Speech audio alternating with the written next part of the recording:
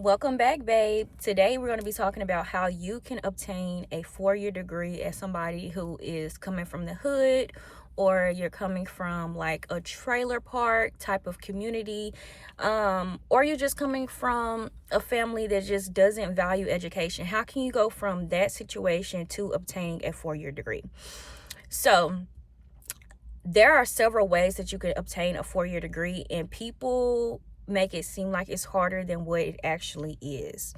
I went the traditional route. So right after high school, I went straight into college. And I got some grants because I wanted to be a teacher. So they were giving out money for me to be a teacher. I originally wanted to be a dermatologist, but I didn't have money for that, and I didn't want to be in a buttload of debt. So I said, okay, well, I'm going to go the education route.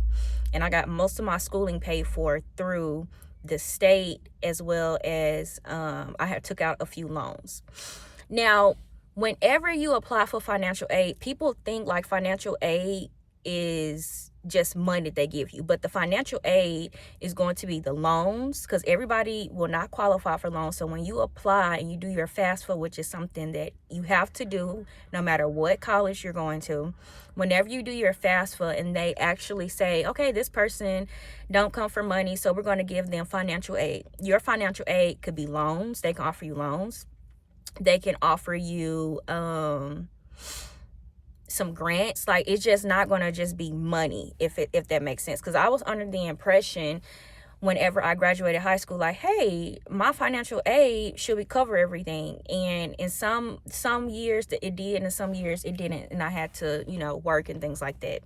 But the easiest way to get a 4-year degree and to keep money in your pocket, so I would say attend a 2-year degree to get an associate's. Get your associate's first, and then transfer to a larger university. Now, in my state, Arkansas, we have the Arkansas Lottery Scholarship, meaning if you're fresh out of high school, you can apply for it and they will give you money. And so that's one thing that you can do. So check to see if your state has like a lot of or not in Arkansas, but a lottery scholarship. Check to see if whatever degree you want to take or you want to obtain, go to your state's website, and it should end in edu, and try to see exactly if they offer certain type of aid depending on that degree. I know they give a lot of money for nursing, they give a lot of money for education, all of that.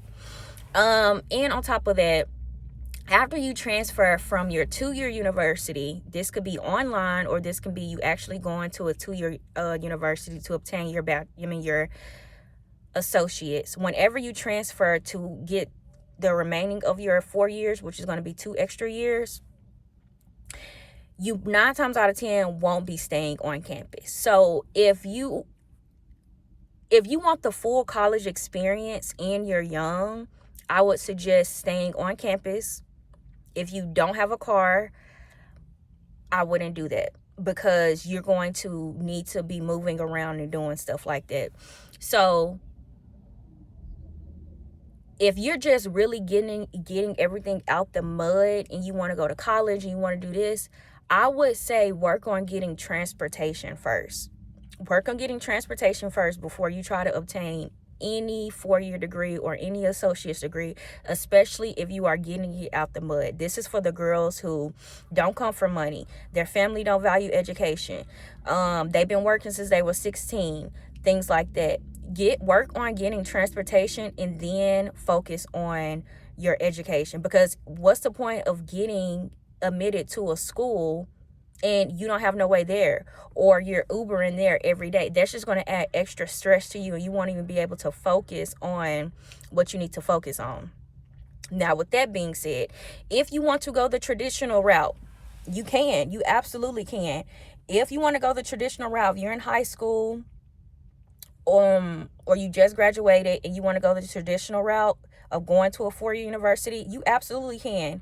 Just make sure that your aid is enough to cover your room and board if you want to stay on campus, your tuition, that means your actual school fees, and your meal plan. So you're going to have to, all of that. People think when you go to school, it's just you know, the tuition. But people forget about the room and board, meaning you're staying on campus, the meal plan, because if you're staying on campus, you have to choose a meal plan. You can't opt out of it.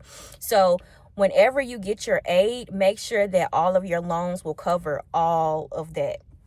And two, they break it down by semester. If you did not know that, they break it down by semester. So you won't get all of your money all at once.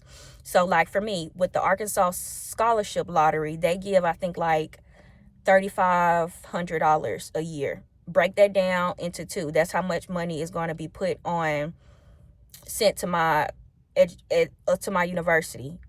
So, I mean, that's really not a lot. So make sure that your loans or your aid covers everything.